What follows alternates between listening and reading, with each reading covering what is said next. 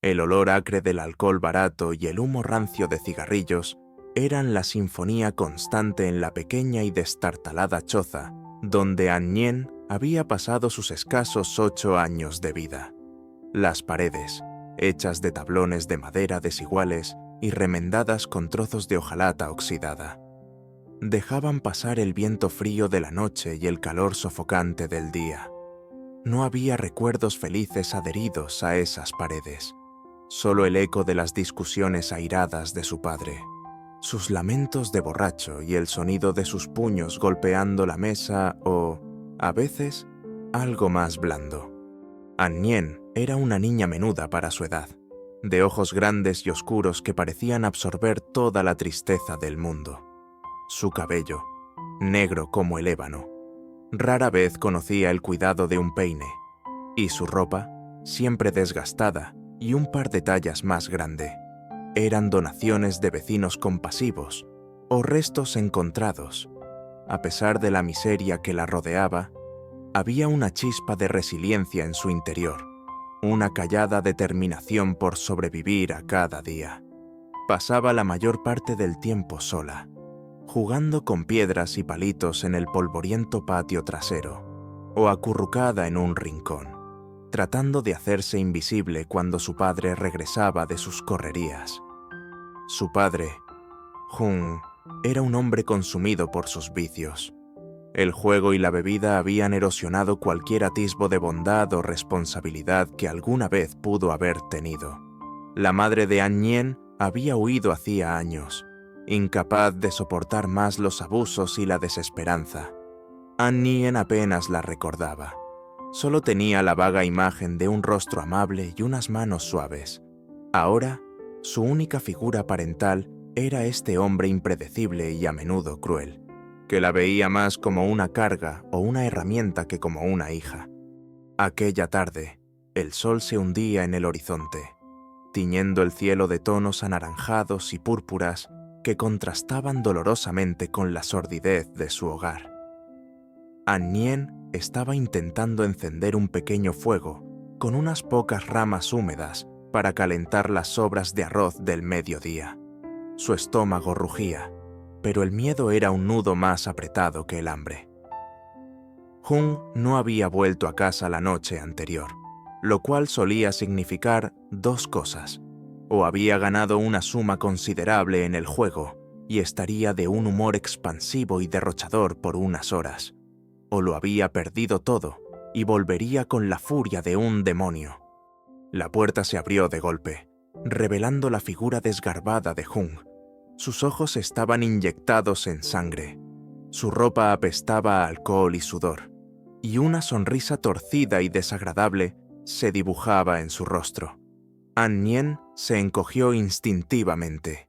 Esta no era la sonrisa de la buena fortuna, era algo peor, algo calculador y frío que nunca antes había visto en él, ni siquiera en sus peores momentos. «Niña, ven aquí», dijo con una voz falsamente melosa que le erizó la piel. An Nien se acercó con cautela, sus pequeñas manos aferradas a su delantal raído. «Hoy es tu día de suerte», continuó Jung, agachándose a su altura, aunque el hedor a licor la hizo retroceder un paso. «Vas a tener una vida mejor, una vida de verdad». La confusión nubló los ojos de An Nien. ¿Una vida mejor? Lejos de allí, una pequeña e ingenua esperanza intentó brotar en su pecho, pero fue rápidamente ahogada por la intuición de que algo andaba terriblemente mal. En ese momento, 2 hombres corpulentos entraron en la choza, sus sombras llenando el pequeño espacio. Vestían ropas oscuras y sus rostros eran impasibles, duros como la piedra. Uno de ellos llevaba un pequeño maletín.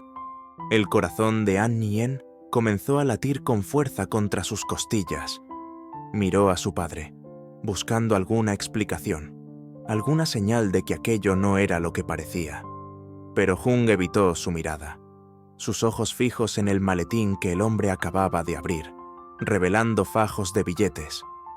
«Todo está en orden, como acordamos», dijo uno de los hombres con voz grave, su mirada recorriendo a An Nien de arriba abajo, como si fuera una mercancía. Jung asintió con avidez, sus manos temblando mientras recogía el dinero. Es una buena chica, fuerte, no dará problemas. La comprensión golpeó a An Nien con la fuerza de un mazazo. Las palabras de su padre, la presencia de aquellos hombres, el dinero. No iba a tener una vida mejor.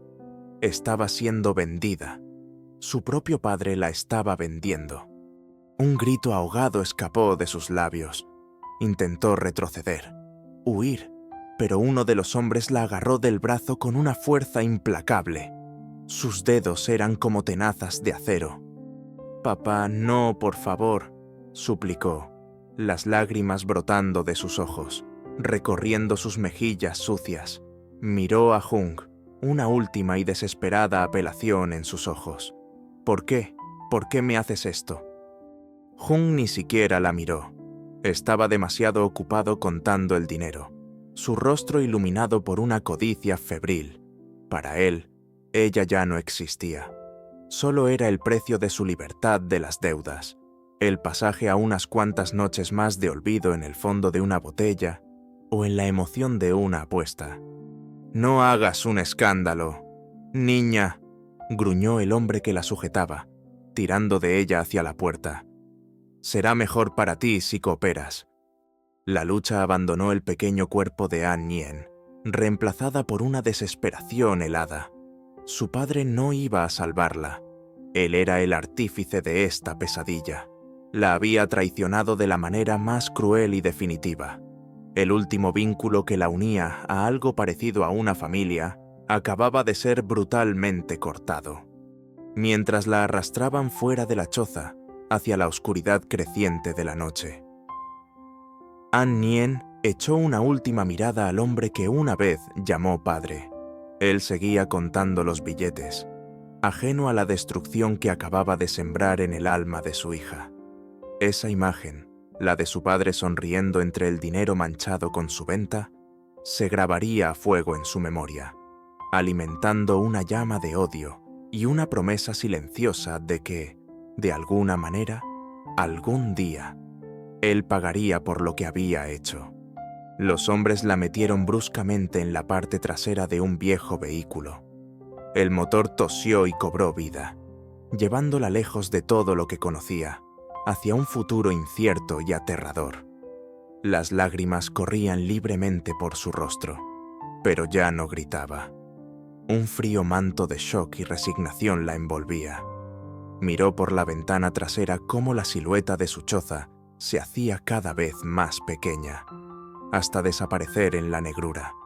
Se sentía como si una parte de ella hubiera muerto allí mismo, en ese sucio patio donde su inocencia había sido subastada al mejor postor. El viaje pareció durar una eternidad.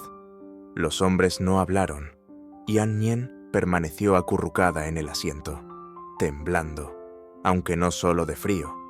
Cada bache del camino era un recordatorio de su impotencia. ¿A dónde la llevaban? ¿Qué le harían? Las preguntas se arremolinaban en su mente como un enjambre de avispas furiosas, pero no había respuestas, solo el miedo paralizante. Recordó los pocos momentos de casi ternura con su padre, tan escasos que brillaban como estrellas distantes en un cielo de tormenta. Un cuento mal contado antes de dormir, un trozo de fruta dulce compartido. ¿Había sido todo mentira? ¿O era ella tan insignificante que esos momentos no pesaban nada en la balanza contra un fajo de billetes? El dolor de la traición era más agudo que cualquier golpe físico que hubiera recibido. Era una herida profunda en su alma, una que sabía, instintivamente, que nunca sanaría por completo. Finalmente, el vehículo se detuvo en un lugar desconocido. Era un edificio destartalado en las afueras de una ciudad ruidosa y caótica, muy diferente de la tranquilidad rural a la que estaba acostumbrada. La bajaron y la condujeron por pasillos oscuros y malolientes hasta una pequeña habitación con una única bombilla desnuda colgando del techo. Había otras niñas allí, algunas mayores, otras más pequeñas. todas con la misma expresión de miedo y desesperanza en sus ojos. Nadie le habló, nadie le ofreció consuelo. La empujaron a un rincón y la dejaron allí, sola con sus pensamientos y su terror. Escuchaba los sollozos ahogados de las otras niñas, el sonido de pasos fuera de la puerta, las voces ásperas de sus captores. Cada sonido era una nueva amenaza. Se abrazó las rodillas contra el pecho, intentando hacerse lo más pequeña posible, como si así pudiera desaparecer. Cerró los ojos con fuerza, deseando despertar de aquella pesadilla, deseando volver a su choza, incluso con su padre borracho y violento. Cualquier cosa era mejor que esta incertidumbre aterradora. Pero cuando los abrió de nuevo, la cruda realidad seguía allí, inmutable. La noche más oscura de su vida acababa de comenzar. No había luna ni estrellas que la guiaran, solo la profunda oscuridad de la desesperación humana y la amarga certeza de que había sido abandonada y vendida por la única persona en el mundo que debería haberla protegido. En ese abismo de dolor, una pequeña semilla de algo duro y frío comenzó a germinar en el corazón de An Nyen. Era la semilla de la supervivencia, la semilla de la ira, la semilla de una venganza que tardaría años en florecer, pero que encontraría su alimento en el recuerdo imborrable de la traición de su padre. El rostro de su padre, sonriendo mientras contaba el dinero, se convirtió en el ancla de su odio, el faro oscuro que guiaría sus pasos futuros, aunque en ese momento solo pudiera sentir el ahogo de las lágrimas y el peso insoportable de la soledad. La niña que había sido ya no existía. En su lugar, comenzaba a forjarse algo más, algo endurecido por el fuego del sufrimiento.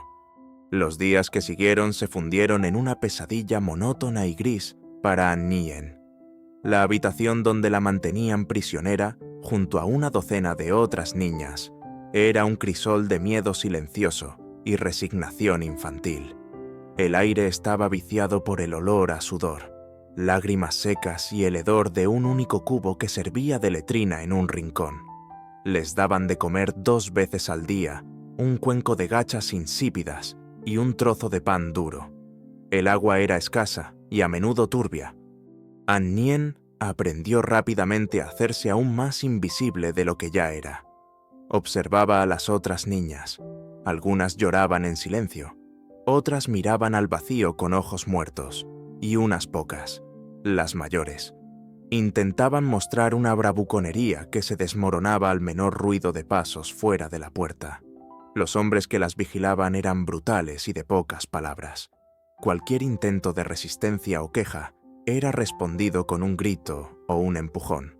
An Nyen no entendía su idioma, pero el lenguaje de la crueldad era universal. Las noches eran las peores. La oscuridad amplificaba cada sonido, el crujir del suelo, la respiración entrecortada de sus compañeras de infortunio, el goteo de una cañería rota. Dormía acurrucada, hecha un ovillo, soñando con campos abiertos y el rostro borroso de su madre, solo para despertar a la misma realidad opresiva, la imagen de su padre contando el dinero, su sonrisa codiciosa. Volvía una y otra vez, alimentando la brasa de una ira fría que crecía en su interior. Ya no lloraba.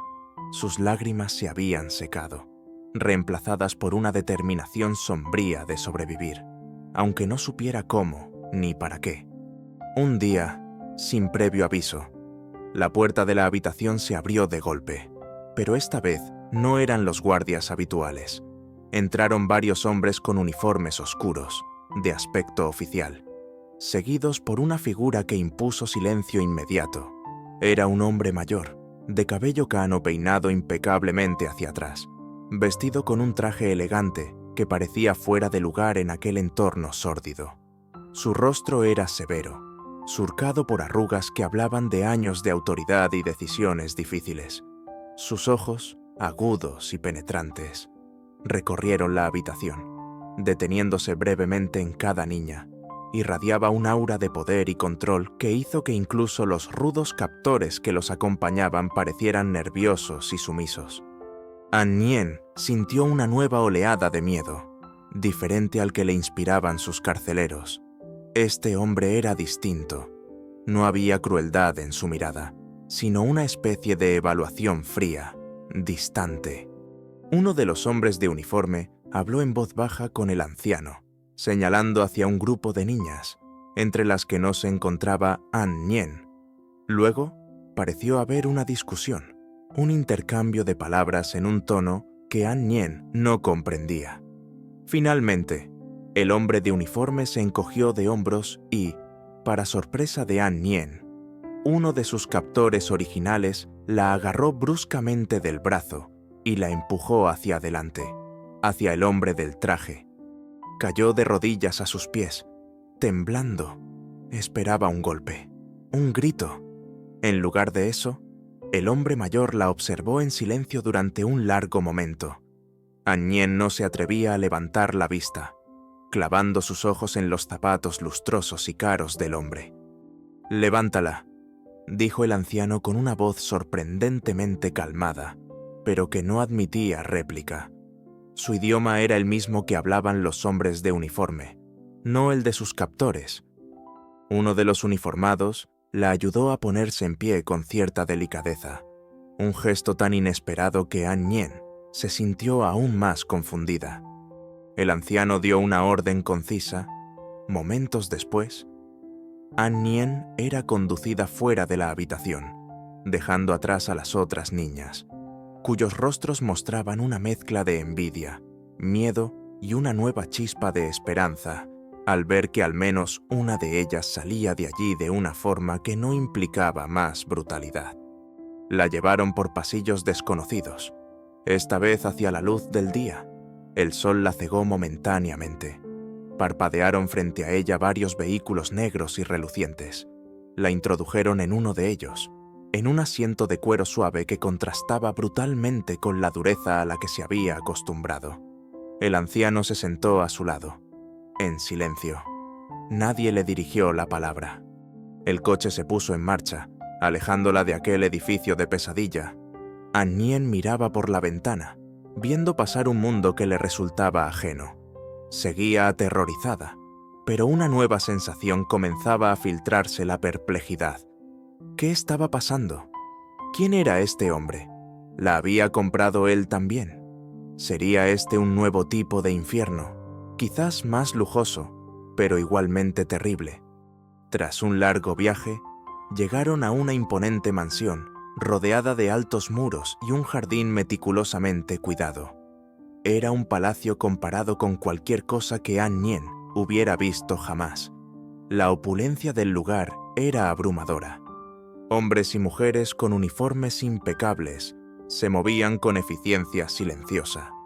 La condujeron al interior, a una habitación espaciosa y luminosa, con una cama grande y suave, muebles elegantes y una ventana que daba a un jardín lleno de flores de colores vibrantes.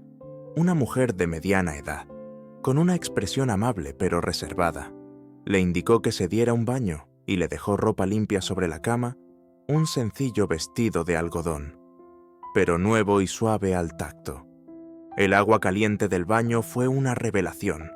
Mientras se fregaba la suciedad acumulada de días, sintió como si estuviera lavando también una capa de desesperación. Por primera vez en mucho tiempo, no sintió el frío mordiente ni el hambre roedora. La ropa limpia olía a fresco, a algo puro. Cuando salió del baño, la mujer la esperaba. Le ofreció comida, un cuenco de sopa caliente, arroz y verduras. An Nien comió con lentitud, saboreando cada bocado, aunque su estómago todavía estaba encogido por la costumbre. Más tarde, el anciano, a quien el personal se dirigía como Chu Tich-min, presidente Min, entró en la habitación. An Nien se tensó, pero él simplemente se sentó en una silla, observándola. Tu nei, jai, la, na, qua, con, dijo él finalmente. Su voz seguía siendo grave, pero sin la dureza que An esperaba. «Nadie te hará daño aquí. A partir de ahora, esta es tu casa. Nadie te hará daño aquí». An no entendía sus palabras, pero el tono parecía tranquilizador. La mujer que la había atendido tradujo suavemente al dialecto que An comprendía, un dialecto de su región natal, lo cual la sorprendió aún más. «El Señor dice que esta es tu casa ahora y que estarás a salvo», repitió la mujer. «A salvo». La palabra le sonaba extraña, casi olvidada. Miró al Chutichmin, intentando descifrar la expresión de su rostro. Seguía siendo severo, pero sus ojos no tenían la frialdad calculadora de su padre, ni la crueldad lasciva de sus captores. Había algo más, una especie de cansancio, quizás, o una determinación insondable. Los días siguientes fueron una extraña mezcla de lujo desconocido y una profunda desconfianza arraigada. An tenía una habitación propia, comida abundante y ropa limpia. Nadie le gritaba, nadie la golpeaba. El personal de la casa la trataba con una corrección distante pero respetuosa.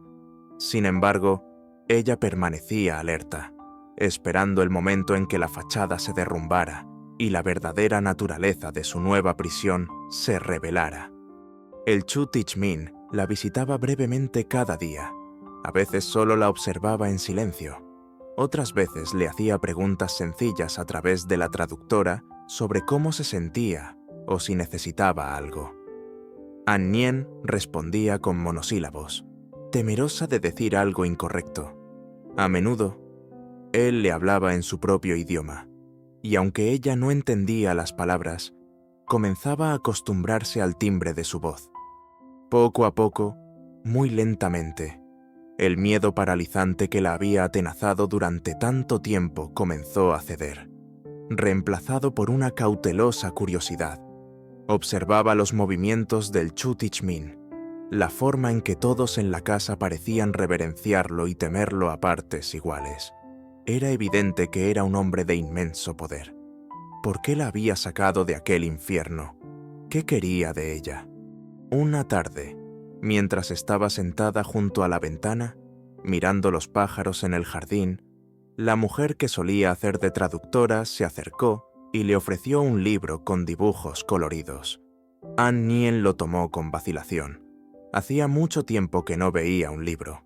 En su aldea, apenas había tenido oportunidad de aprender a leer. «El Chutich desea que aprendas», dijo la mujer con una sonrisa amable. «Dice que el conocimiento es un arma y un escudo». An miró el libro y luego a la mujer. Por primera vez desde que su padre la vendió. Una emoción diferente al miedo o la ira se agitó en su interior. Era algo frágil, diminuto, pero persistente, una chispa de esperanza. Quizás este lugar, esta extraña casa y este enigmático anciano no eran otra trampa. Quizás, solo quizás, esta era la luz inesperada que había aparecido en su noche más oscura. Aún no confiaba plenamente, y la sombra de su pasado seguía siendo larga y amenazante, pero por primera vez en lo que parecía una eternidad. An sintió que podía respirar un poco más profundo, que tal vez el futuro no estaba completamente escrito en las tintas negras de la desesperación. El camino por delante era incierto, pero la oscuridad absoluta había sido perforada por un tenue rayo de luz. Los años se deslizaron uno tras otro, cada uno dejando su marca indeleble en la joven que una vez fue An Bajo la tutela férrea pero extrañamente protectora del Chutich Tranmin, floreció en un entorno que era a la vez un santuario y un campo de entrenamiento. Ya no era la niña asustada y desnutrida que había llegado a la mansión. Ahora respondía al nombre de Isabela, una elección del propio Chutich, quien argumentó que un nuevo nombre simbolizaría una nueva vida, una ruptura con el pasado doloroso. An o Isabela como aprendió a llamarse a sí misma, aceptó el cambio en silencio, entendiendo el peso simbólico que conllevaba. Conservó su nombre original en un rincón secreto de su corazón, un recordatorio constante de la deuda que el destino, y un hombre en particular, tenían con ella. La transformación de Isabela fue profunda y multifacética. El Chu Teach Min no escatimó recursos en su educación. Tutores privados la instruyeron en una miríada de disciplinas, desde literatura clásica y filosofía hasta matemáticas avanzadas y economía global. Aprendió varios idiomas con una facilidad asombrosa. Su mente, antes aletargada por la necesidad y el miedo, ahora absorbía conocimientos como una esponja. Devoraba libros en la vasta biblioteca de la mansión, encontrando en ellos no solo conocimiento, sino también un escape y una forma de entender el complejo mundo que la rodeaba, un mundo que alguna vez la había tratado con tanta crueldad. Pero su educación no se limitó a lo académico. El Chu Teach Min insistió en que desarrollara una fortaleza física que complementara su agudeza mental. Desde el amanecer hasta bien entrada la tarde, Isabela se sometía a un riguroso entrenamiento en diversas artes marciales. Maestros expertos le enseñaron a canalizar su ira y su dolor en una disciplina de combate precisa y letal. Su cuerpo menudo se volvió ágil y fuerte, sus movimientos fluidos y certeros. Aprendió a soportar el dolor, a levantarse después de cada caída, a convertir la debilidad en una ventaja. Las cicatrices emocionales de su infancia encontraron una extraña resonancia en los moretones y el agotamiento físico, forjando en ella una resistencia de acero. Además, fue instruida en el arte de la estrategia, el engaño y la observación. Aprendió a leer a las personas, a descifrar sus intenciones ocultas tras sonrisas falsas y palabras amables. Le enseñaron etiqueta y protocolo, cómo moverse con gracia en los círculos más altos de la sociedad, cómo usar el encanto como un arma y la discreción como un escudo. El Chu Teach Min a menudo la llevaba a reuniones de negocios, al principio como una observadora silenciosa, luego permitiéndole participar, poniendo a prueba su juicio y su temple. Él moldeaba su mente, afilaba sus instintos, preparándola para un propósito que aún no le había revelado por completo, pero que Isabela intuía con creciente claridad. A medida que Isabela crecía, convirtiéndose en una joven de belleza llamativa, una combinación de rasgos delicados heredados de su madre y una intensidad en su mirada que era puramente suya. También crecía la complejidad de su relación con el Chu Teach Min. Él era más que un benefactor, era un mentor, una figura paterna austera y exigente, y quizás, a su manera, el único hombre en el que había llegado a confiar, aunque siempre con una reserva cautelosa. Nunca hubo muestras abiertas de afecto entre ellos, pero sí un profundo entendimiento tácito. Él veía en ella no solo una protegida, sino también un instrumento, una heredera de su legado de poder y, posiblemente, de sus propias venganzas no resueltas. Isabela nunca olvidó la razón primordial de su transformación, la imagen de su padre. Hung, contando el dinero de su venta, seguía siendo una pesadilla recurrente, un fuego que alimentaba su determinación. Cada nuevo conocimiento adquirido, cada habilidad perfeccionada, era un paso más hacia el día en que podría enfrentarlo y hacerle pagar por su traición. Esta sed de justicia, o quizás de venganza, era el motor oscuro que impulsaba su incansable búsqueda de la excelencia. A veces, en la soledad de su habitación, después de un día agotador de estudio y entrenamiento, se permitía sentir el peso de su pasado, la niña rota que aún vivía dentro de ella. Pero esas emociones solo servían para endurecer su resolución. No se permitiría flaquear. El Chu Teach Min rara vez hablaba del padre de Isabela, pero un día, cuando ella ya era una joven de 18 años, segura de sí misma y con una inteligencia que brillaba en sus ojos oscuros, él la llamó a su estudio. «Isabela», comenzó, su voz grave resonando en la habitación revestida de madera oscura y libros antiguos. «Has aprendido mucho, te has vuelto fuerte, más de lo que imaginé». Ella lo miró, esperando. Sabía que esta conversación era diferente. «El mundo es un lugar peligroso», continuó él, «especialmente para aquellos que tienen poder o que lo buscan. Y tú, hija mía, estás destinada a tenerlo». Hizo una pausa, sus ojos fijos en los de ella.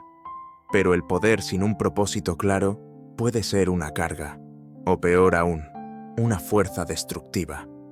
«Entiendo, Cha Nuoi», respondió Isabela, usando el término respetuoso para padre adoptivo que él le había permitido usar en privado.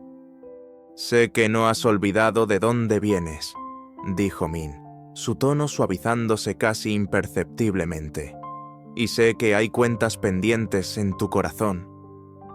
El corazón de Isabela dio un vuelco. «¿Sabes dónde está?», preguntó, su voz apenas un susurro, pero cargada de una intensidad reprimida durante años. El Chu Tich Min asintió lentamente. «He mantenido un ojo discreto sobre él. Tu padre, Jung, después de venderte, tuvo una racha de suerte en el juego. Invirtió ese dinero, con la ayuda de algunos individuos de dudosa reputación, en negocios que han prosperado modestamente. Tiene una nueva familia. Vive una vida cómoda, pretendiendo ser un hombre respetable». Una oleada de náusea y furia recorrió a Isabela. Una vida cómoda, una nueva familia.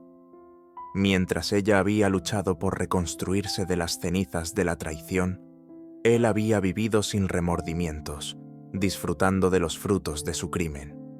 «No es un gran magnate», continuó el Chutich, «pero ha logrado labrarse una pequeña parcela de prosperidad, basada, como casi toda fortuna mala vida, en la miseria de otros y en el olvido de sus propios pecados». Le entregó una carpeta delgada. «Aquí tienes la información básica, su ubicación, sus negocios, sus conexiones. Es un punto de partida». Isabela tomó la carpeta con manos temblorosas. Era el primer paso tangible hacia el objetivo que la había consumido durante una década. Miró al Chu Tich Min, sus ojos brillando con una mezcla de gratitud y una determinación feroz. «¿Qué esperas que haga con esto, Cha Nuoi?», preguntó, aunque ya sabía la respuesta, o al menos lo que él no le impediría hacer. «Lo que creas necesario», respondió él con calma. «Te he dado las herramientas, la educación, la fortaleza. Cómo las uses es tu decisión. Solo te pido una cosa: que actúes con inteligencia, no solo con pasión. La venganza es un plato que se sirve frío, pero también debe ser preciso, quirúrgico. Evita el daño colateral innecesario. Y recuerda siempre quién eres y en quién te has convertido». En los días siguientes, Isabela estudió la carpeta con meticulosidad forense. Cada detalle sobre la nueva vida de su padre era una daga que se clavaba más profundamente en su corazón, pero también afilaba su determinación. Su padre no solo la había vendido, la había borrado de su vida, construyendo una nueva existencia sobre los cimientos de su sufrimiento. Isabela comenzó a trazar un plan, utilizando la mente estratégica que el Chu Tich Min había cultivado en ella. Sabía que no podía simplemente irrumpir en la vida de su padre y exigir justicia. Eso sería demasiado burdo, demasiado simple para la magnitud de la traición. Su venganza debía ser tan devastadora para él como lo había sido su acción para ella.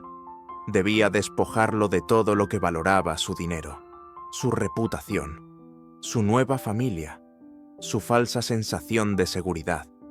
La niña Annien había sido vendida y abandonada, pero Isabela, la mujer en la que se había convertido, regresaría.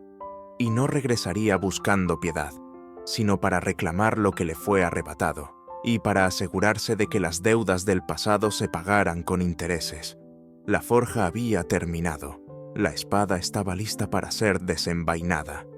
El tiempo, que había sido el crisol de su transformación, también trajo consigo la inevitable despedida. El Chutich Tranmin, el arquitecto de su nueva vida, el hombre que la había rescatado de un infierno para forjarla en acero, falleció pacíficamente una mañana de otoño. La noticia llegó a Isabella como un golpe sordo, una sacudida que reverberó en lo más profundo de su ser. A pesar de la calculada distancia que siempre había mediado en su relación, había llegado a sentir un profundo respeto y una forma compleja de gratitud hacia él. Era el único pilar de estabilidad que había conocido desde la traición de su padre. Durante los días del funeral y las ceremonias posteriores, Isabella se comportó con una compostura impecable.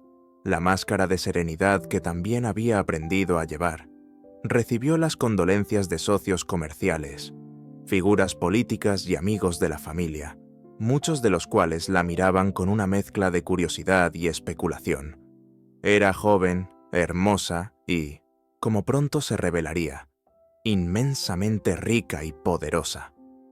El testamento del Chutich Min fue una sorpresa para muchos, pero no para Isabella. Le legaba la mayor parte de su vasto imperio empresarial, una red de compañías que abarcaban desde la tecnología hasta el sector inmobiliario y las finanzas.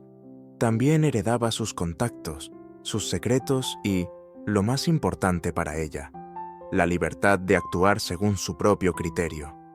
Él había cumplido su parte, la había preparado, le había dado las herramientas. El resto dependía de ella. En los meses que siguieron a la muerte de su Cha Nuoi, Isabella se sumergió en la gestión del conglomerado. Demostró una astucia y una capacidad de liderazgo que silenciaron a los escépticos. Aplicó las lecciones aprendidas durante años, tomando decisiones audaces pero calculadas, consolidando su poder y ganándose el respeto, y en algunos casos el temor, de quienes la rodeaban. Pero bajo la superficie de la eficiente y brillante mujer de negocios, la llama de su propósito original seguía ardiendo con la misma intensidad. Ahora, nada ni nadie se interponía en su camino. Un año después de la muerte del Chutich Min, con su posición asegurada y los hilos del imperio firmemente en sus manos, Isabella tomó la decisión. Era hora de regresar. Regresar a la tierra que la vio nacer y ser traicionada. Regresar para saldar la cuenta pendiente que había definido su existencia. Su llegada a su país natal fue discreta, sin la fanfarria que normalmente acompañaría a una empresaria de su calibre. Viajó bajo uno de sus nombres menos conocidos, utilizando un pasaporte diplomático de una pequeña nación insular, donde el Chutich Min había tenido importantes inversiones y cultivado amistades estratégicas. Se instaló en una suite de lujo, en el mejor hotel de la capital, un lugar desde donde podía moverse sin llamar excesivamente la atención. Al menos al principio. La ciudad había cambiado enormemente desde que la abandonó siendo una niña aterrorizada. Rascacielos modernos se alzaban donde antes había edificios bajos, y el ritmo de vida era frenético, pero bajo el barniz de modernidad. Isabella podía sentir las mismas corrientes subterráneas de corrupción y desigualdad que recordaba vagamente. Su primer objetivo fue actualizar y ampliar la información que el Chutich Min le había proporcionado sobre su padre. Jung contrató a través de intermediarios a los mejores investigadores privados del país, hombres y mujeres discretos y eficientes, con la orden de recopilar cada detalle sobre la vida actual de Jung, sus negocios, sus rutinas, sus asociados, sus debilidades y, muy importante, la naturaleza exacta de su nueva familia. Mientras los investigadores hacían su trabajo, Isabella comenzó a tejer su propia red, utilizando su identidad como inversora extranjera interesada en explorar oportunidades en el país. Empezó a moverse en los círculos empresariales y sociales. Asistía a recepciones, cenas de gala y reuniones de negocios, observando, escuchando, identificando a los jugadores clave, a los corruptos, a los ambiciosos, a aquellos que podrían serle útiles o que podrían interponerse en su camino. Su belleza, inteligencia y el aura de misterio que la rodeaba la convertían en un imán. Los hombres se sentían atraídos por ella. Las mujeres la envidiaban o la admiraban. Ella utilizaba estas reacciones a su favor, extrayendo información sutilmente, plantando semillas de influencia. Los informes de los investigadores comenzaron a llegar, pintando un cuadro detallado de la vida de Jung. Tal como había dicho el Chu Tich-min, no era un gran magnate, pero había amasado una fortuna considerable a través de una cadena de restaurantes de fachada respetable que, en realidad, servían como tapadera para el blanqueo de dinero y otras actividades ilícitas. Tenía una esposa mucho más joven, Lam, una mujer ambiciosa y materialista, y 2 hijos adolescentes, un niño y una niña, que habían crecido en el lujo y la ignorancia de los oscuros cimientos de la fortuna familiar. Vivían en una villa ostentosa en las afueras de la ciudad, proyectando una imagen de felicidad doméstica y éxito empresarial. Isabela estudió las fotografías de Jung. El tiempo no había sido amable con él, aunque vestía trajes caros y lucía un reloj de oro. Su rostro estaba abotagado por el alcohol y la buena vida. Sus ojos tenían la mirada astuta y huidiza de quien siempre teme ser descubierto. Ya no era el hombre desesperado que la había vendido, sino un pequeño déspota engreído, satisfecho de sí mismo. Ver su imagen, la imagen del hombre que había disfrutado de una vida cómoda a costa de su miseria, encendió una rabia fría en el pecho de Isabela. También analizó la información sobre la nueva familia de Jung, su esposa, Lam. Parecía ser su talón de Aquiles en ciertos aspectos, adicta al lujo y a las apariencias. Los hijos, malcriados y superficiales, eran el supuesto orgullo de Jung, la prueba de su respetabilidad.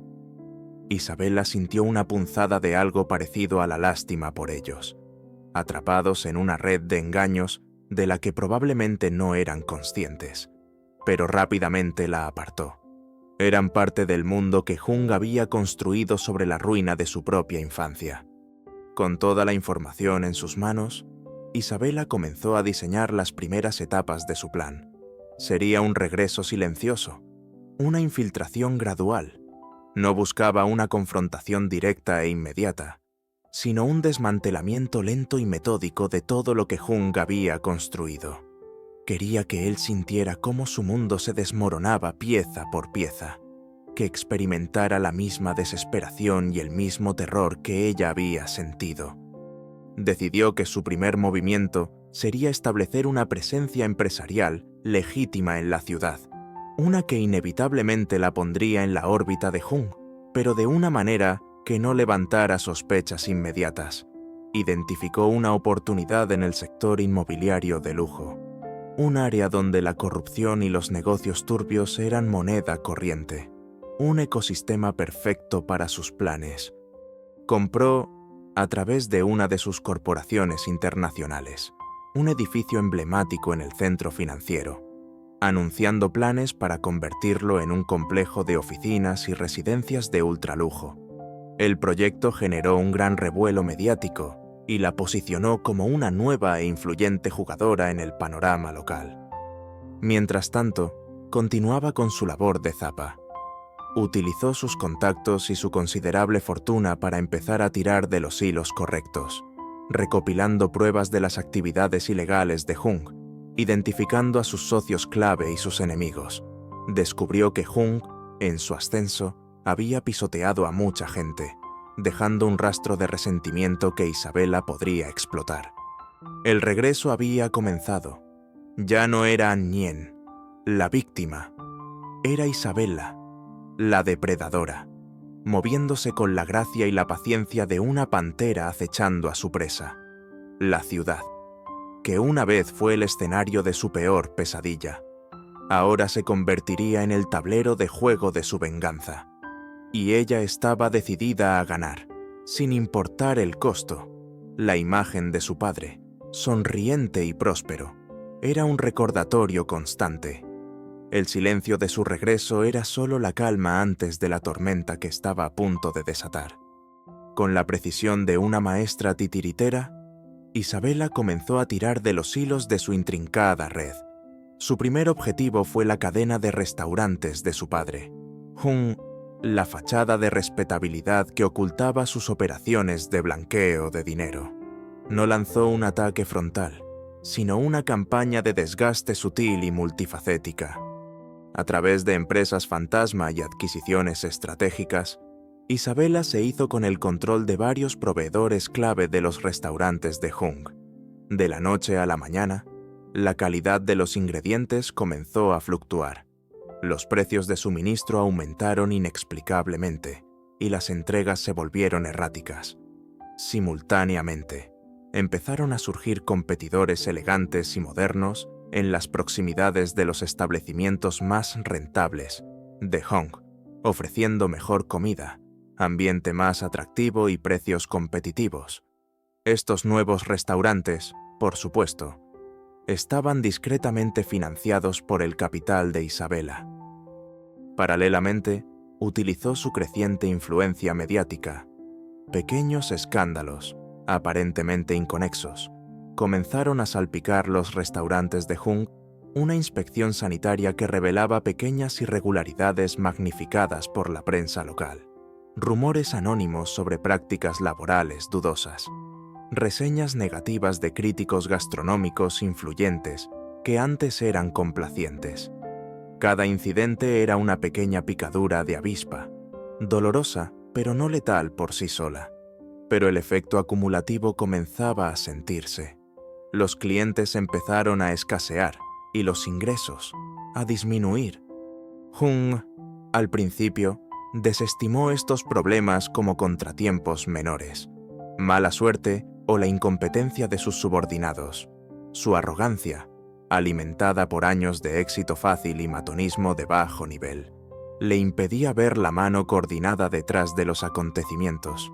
Culpó a sus gerentes, despidió a personal leal y se enfureció contra sus proveedores, sin darse cuenta de que estaba jugando directamente en las manos de Isabela. Mientras sus negocios de fachada comenzaban a tambalearse, Isabela dirigió su atención a las actividades más oscuras de Hung, con la ayuda de un equipo de hackers altamente cualificados, cuyos servicios había asegurado a través de los contactos heredados del Chutichmin. Comenzó a rastrear el flujo de dinero ilícito que pasaba por las cuentas de su padre.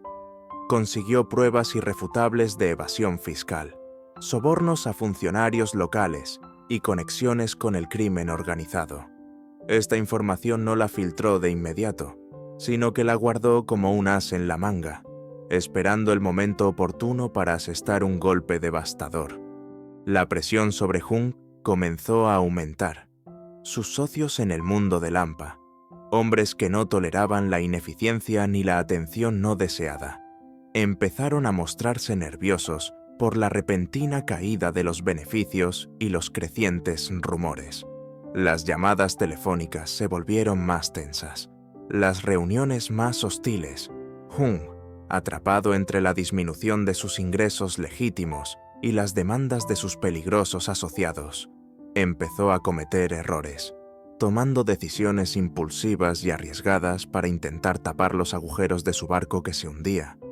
Isabela observaba todo desde la distancia, con una mezcla de fría satisfacción y una creciente inquietud. Ver el imperio de su padre desmoronarse, ladrillo a ladrillo, le proporcionaba una oscura validación. Era la justicia poética que había anhelado durante tantos años. Sin embargo, el proceso no estaba exento de dilemas morales. Un día, su jefe de seguridad le informó de que uno de los restaurantes de Hung, que estaba al borde de la quiebra debido a sus manipulaciones, iba a cerrar, dejando a docenas de empleados en la calle. Muchos de ellos eran personas inocentes, con familias que dependían de esos salarios. Isabela sintió una punzada de incomodidad. Su objetivo era Hung, no los humildes trabajadores atrapados en su red de engaños. Después de una noche de insomnio, luchando con su conciencia, tomó una decisión. Ordenó a uno de sus gerentes de recursos humanos que, de forma anónima, ofreciera puestos de trabajo en sus propias empresas a los empleados más vulnerables, despedidos por Jung. Era un gesto que complicaba sus operaciones y no aportaba nada a su venganza directa, pero le permitió mitigar parte del daño colateral. El recuerdo de su propia infancia de miseria era demasiado vívido como para ignorar el sufrimiento ajeno sin más. El Chu Ticmin le había enseñado a ser precisa, quirúrgica, y eso también significaba, en la medida de lo posible, no causar estragos innecesarios entre los inocentes. La esposa de Jung, Lam, también comenzó a sentir la presión. Acostumbrada a un tren de vida lujoso, la repentina escasez de fondos y el creciente mal humor de su marido la estaban volviendo irritable y temerosa. Las discusiones entre ellos se hicieron más frecuentes. Isabella había obtenido grabaciones de algunas de estas peleas a través de micrófonos discretamente instalados en la villa de Jung. Escucharlas era un recordatorio de la superficialidad y la codicia que habían caracterizado la nueva vida de su padre. Lam no parecía preocupada por la posible ilegalidad de los negocios de Jung, sino por cómo afectaría a su estatus social y a su capacidad de comprar las últimas novedades de diseño. Los hijos de Jung, protegidos de la realidad por su padre, empezaban a notar la tensión en casa. El hijo mayor, Trien, un joven arrogante y consentido, comenzó a tener problemas en la universidad privada a la que asistía cuando algunas de las fuentes de financiación de su padre para donaciones se secaron. La hija, Mai, más sensible, se recluyó en sí misma, percibiendo la creciente oscuridad que envolvía a su familia. Isabella sentía una extraña mezcla de desprecio y una pizca de compasión por ellos. Eran producto de un entorno corrupto, pero también eran, en cierto modo, víctimas de las elecciones de Jung. Jung, cada vez más paranoico, comenzó a sospechar de sus socios, de sus empleados, incluso de su propia esposa. Contrató más guardaespaldas, instaló más cámaras de seguridad en su casa y en sus negocios. Se volvió errático, su fachada de hombre de negocios respetable, resquebrajándose para revelar al matón asustado que había debajo. Una noche, en un ataque de ira alimentado por el alcohol, golpeó brutalmente a uno de sus gerentes, acusándolo de robarle. El incidente fue silenciado con dinero, pero el rumor se extendió, dañando aún más su reputación. Isabella sabía que se acercaba el momento de dar el siguiente paso, de apretar aún más el nudo corredizo. Había debilitado las finanzas de Jung, sembrado la discordia entre sus aliados y erosionado su imagen pública. La red estaba firmemente tejida. Pronto, sería el momento de empezar a recogerla. La pregunta que persistía en su mente era cuán lejos estaba dispuesta a llegar y qué quedaría de sí misma cuando todo hubiera terminado. La venganza era un fuego que la consumía y la impulsaba, pero también amenazaba con quemar los últimos vestigios de la humanidad que el Chu Ticmin había intentado cultivar en ella, la imagen de las niñas en aquella oscura habitación junto a ella, tantos años atrás. Le recordó que su lucha no era solo por ella, sino por todos aquellos que habían sido aplastados por hombres como su padre. Esta convicción endureció su resolve, incluso mientras navegaba por las turbias aguas morales de su cruzada. El otrora modestamente próspero imperio de Jung se desmoronaba con la inexorable certeza de un castillo de naipes en medio de un huracán. Sus restaurantes, uno tras otro, cerraban sus puertas, acosados por deudas, falta de clientes y una racha de escándalos que parecían no tener fin. Sus socios de Lampa, temiendo que la creciente atención sobre Jung los salpicara, lo habían abandonado a su suerte, no sin antes reclamar con intereses las deudas pendientes, despojándolo de sus últimas reservas de efectivo. Las autoridades fiscales, armadas con un dossier anónimo y detallado que había llegado a sus manos, cortesía de Isabela, habían iniciado una investigación a gran escala sobre sus finanzas, congelando sus cuentas y embargando sus propiedades. Jung estaba al borde de la locura. Pasaba los días encerrado en su ostentosa villa, que pronto dejaría de ser suya, bebiendo en exceso y gritando a cualquiera que se atreviera a acercársele. Su esposa, Lam, había tomado a los niños y se había marchado a casa de su madre, abandonando el barco que se hundía con la misma celeridad con la que se había subido a él en tiempos de bonanza. Las llamadas amenazantes de antiguos amigos y acreedores eran constantes. Veía enemigos en cada sombra, conspiraciones en cada contratiempo. La arrogancia que lo había caracterizado se había transformado en una paranoia febril. ¿Quién estaba detrás de todo esto? ¿Qué enemigo olvidado había regresado para atormentarlo con tanta saña y precisión? Isabela decidió que había llegado el momento. Su padre estaba en su punto más bajo, despojado de su riqueza, su poder y su falsa respetabilidad. Estaba maduro para la cosecha. Eligió el escenario con cuidado, uno de sus antiguos restaurantes, el más grande y en su día el más exitoso. Ahora cerrado y vacío, con un cartel de embargado en la puerta. Era un símbolo perfecto de su caída. Consiguió acceso al local a través de contactos en la agencia de liquidación. Sobornos mediante... Hizo que uno de sus hombres de confianza, haciéndose pasar por un acreedor desesperado que conocía un último secreto que podría salvar a Jung, lo citara allí a altas horas de la noche. Jung, aferrándose a cualquier clavo ardiendo, mordió el anzuelo. La noche era fría y lluviosa. El viento aullaba entre los edificios abandonados de la zona.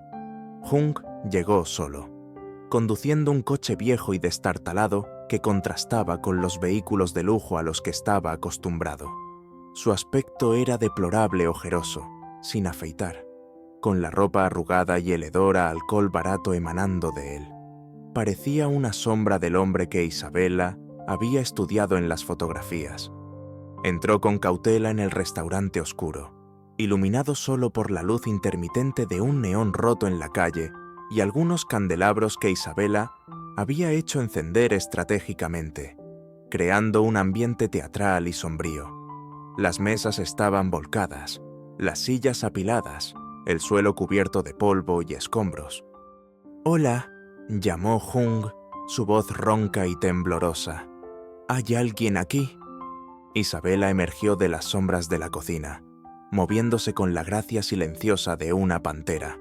Vestía un elegante traje pantalón oscuro, su cabello recogido en un moño severo, su rostro impasible, pero sus ojos brillaban con una intensidad helada. En su mano sostenía una única copa de vino tinto, que giraba lentamente. Jung la miró, primero con confusión, luego con una chispa de reconocimiento lascivo que rápidamente se transformó en recelo. «¿Quién es usted? ¿Qué quiere? Creí que me reuniría con alguien que pudiera ofrecerle una salida», interrumpió Isabela, su voz suave pero cortante como el cristal. «Me temo que esas personas ya no existen para usted, señor Jung». Se acercó lentamente, el sonido de sus tacones resonando en el silencio del local. Jung retrocedió instintivamente. Había algo en la presencia de esta mujer, una autoridad fría y una amenaza implícita, que lo inquietaba profundamente. «No sé quién es usted, pero si busca dinero, ha venido al lugar equivocado. Estoy arruinado», dijo Jung, intentando infundir algo de su antigua bravuconería en su voz, pero fracasando miserablemente. «Oh, lo sé todo sobre su situación financiera, señor Jung», replicó Isabela, deteniéndose a unos metros de él. «De hecho, podría decirse que he contribuido un poco a ella». Una leve sonrisa, desprovista de cualquier calidez, rozó sus labios. El terror comenzó a filtrarse en los ojos de Jung. Usted es quien ha estado Emma Tewa. Destruyendo su vida, pieza por pieza, completó Isabela. Sí, se podría decir que sí. Dio un sorbo a su vino, observándolo por encima del borde de la copa. Pero no se preocupe, no es nada personal, solo negocios, o quizás una deuda muy antigua que ha venido a cobrarse. Jung la escrutó, su mente febril intentando encontrar una explicación. ¿Qué deuda? No la conozco. Nunca la he visto en mi vida. ¿Estás seguro?, preguntó Isabela, inclinando la cabeza ligeramente. Míreme bien. Jung, intente recordar. Quizás una cara del pasado, una que creyó haber borrado para siempre. Lentamente. Isabela se llevó una mano al cabello y se soltó el moño. Su larga melena negra cayó en cascada sobre sus hombros. Luego, se acercó a uno de los candelabros, permitiendo que la luz temblorosa iluminara plenamente sus facciones. Jung la miró fijamente. Había algo vagamente familiar en sus ojos, en la forma de su rostro, pero era imposible. La persona en la que estaba pensando era solo una niña, una mocosa insignificante que había vendido hacía casi 2 décadas, una imagen olvidada, enterrada bajo años de autoengaño. No, susurró Jung, sacudiendo la cabeza, una expresión de incredulidad y horror creciente dibujándose en su rostro. No puede ser. No puede ser que... Padre, dijo Isabela, la palabra padre, cargada de un sarcasmo helado, que la pequeña An Nien, la hija que vendiste por unas cuantas monedas para pagar tus deudas de juego, haya regresado. El color desapareció del rostro de Jung. Se tambaleó hacia atrás, como si hubiera recibido un golpe físico, apoyándose en una mesa polvorienta para no caer. Sus ojos se abrieron desmesuradamente, fijos en Isabela con una mezcla de terror abyecto y negación desesperada. An Nien, estás muerta, balbuceó, su voz apenas audible. Me dijeron que morí. Isabela soltó una risa corta y amarga. Oh, créeme, hubo momentos en los que deseé estarlo, momentos en los que la niña que vendiste sí murió, pero de sus cenizas nació alguien más, alguien que juró que un día te encontraría y te haría pagar por cada lágrima, por cada noche de terror, por cada gramo de inocencia que me robaste.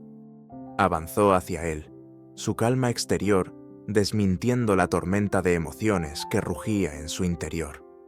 Construiste tu pequeña vida cómoda sobre mi sufrimiento. Tuviste una nueva familia, una nueva oportunidad, mientras yo luchaba por sobrevivir en la oscuridad a la que me arrojaste. ¿Alguna vez pensaste en mí? Jung, ¿alguna vez, en todos estos años, sentiste una pizca de remordimiento? Jung solo podía negar con la cabeza, las palabras atascadas en su garganta. El shock era demasiado grande. La mujer que tenía delante, hermosa, poderosa, implacable. No podía ser la niña escuálida y asustada que recordaba vagamente. Te convertiste en todo lo que despreciabas, continuó Isabela, su voz subiendo de tono, cada palabra un martillazo, un matón, un criminal, un hipócrita que se escondía detrás de una fachada de respetabilidad. Vendiste a tu propia hija. Jung, ¿hay algo más bajo que eso? Yo no tenía elección. Logró articular finalmente, sus ojos suplicantes. Estaba desesperado. Las deudas. Siempre hay una elección, replicó Isabela con fiereza.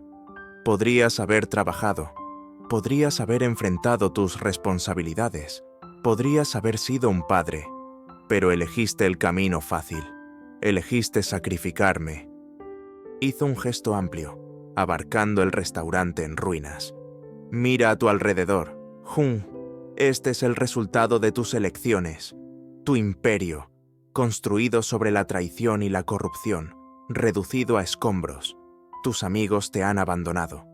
Tu familia te ha dejado. No tienes nada. Por favor, gimió Jung, cayendo de rodillas, las lágrimas finalmente brotando de sus ojos. Perdóname. Haré lo que sea. Por favor, ten piedad. Isabela lo miró con frío desdén. ¿Piedad? La misma piedad que tú me mostraste cuando me vendiste a esos hombres. La misma piedad que sentiste mientras yo pasaba mi infancia en el infierno. Se agachó, quedando a su altura, sus ojos oscuros perforando los suyos. No hay piedad para ti, Jung, solo justicia. Se enderezó. He pasado la mitad de mi vida preparándome para este momento. Viendo cómo tu mundo se desmoronaba, ha sido satisfactorio, pero no es suficiente. Chasqueó los dedos. De las sombras surgieron dos figuras. Eran los mismos inspectores de policía a los que Isabela había filtrado la información más comprometedora sobre Jung, aquellos que no estaban en su nómina.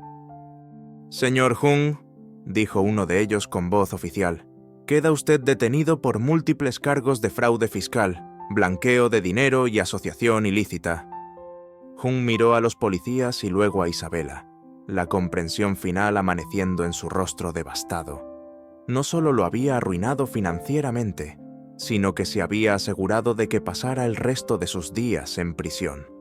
Era el jaque mate. Mientras los policías lo levantaban y le leían sus derechos, Jung dirigió una última mirada a Isabela. Una mirada vacía, rota, la de un hombre que lo había perdido todo, incluida su alma. Isabela lo observó mientras se lo llevaban. Su expresión impasible. No sintió la euforia que había esperado. Ni siquiera una gran satisfacción. Solo un vasto y profundo cansancio. Y un vacío helado donde antes había ardido el fuego de la venganza. Había ganado. Había cumplido su promesa. Pero la victoria tenía un sabor amargo. Se quedó sola en el restaurante en ruinas. El eco de los pasos de su padre desvaneciéndose en la noche. La tormenta exterior parecía reflejar la que acababa de desatarse y concluir dentro de ella. La niña An Nien había sido vengada. Pero, ¿qué le quedaba ahora a Isabela? Los ecos de la confrontación en el restaurante abandonado y la subsiguiente detención de Jung resonaron durante semanas en los medios y en los círculos que él solía frecuentar.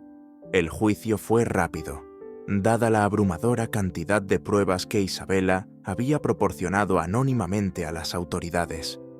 Jung, un hombre quebrado y despojado de toda su arrogancia, fue declarado culpable de múltiples cargos. La sentencia fue severa, una larga condena en prisión y la confiscación de los pocos bienes que le quedaban para compensar a sus víctimas y al Estado. Su nueva familia se desvaneció en la oscuridad, buscando el anonimato lejos del escándalo que había engullido su apellido. Isabela siguió el proceso desde la distancia, a través de informes de sus abogados y recortes de prensa. No asistió a ninguna sesión del tribunal.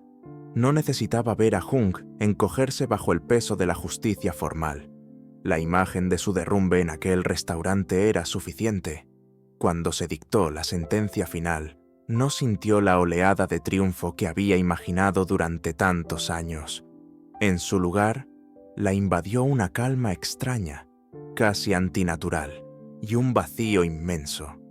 El propósito que la había consumido durante la mayor parte de su vida se había cumplido. La llama de la venganza, que había ardido con tanta intensidad, se había extinguido, dejando tras de sí cenizas frías y la pregunta inquietante: ¿y ahora qué? En los meses que siguieron, Isabela se encontró a la deriva en un mar de incertidumbre.